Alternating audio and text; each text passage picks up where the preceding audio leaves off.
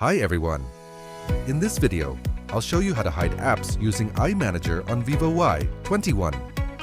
Step 1. First, open the iManager app on your Vivo Y21. Step 2. Scroll down and tap on App Encryption.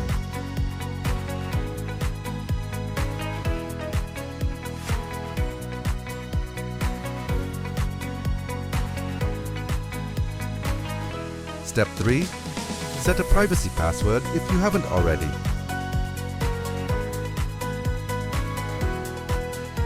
Step 4. Now, you will see a list of installed apps. Select the app you want to hide.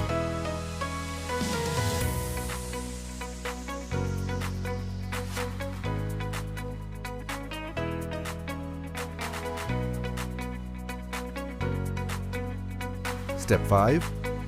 After selecting, turn on the option Hide App.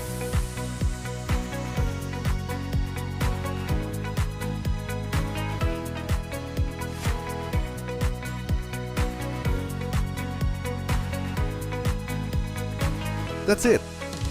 Your app is now hidden from the home screen on Vivo Y21. Don't forget to like and subscribe for more Vivo tips and tricks.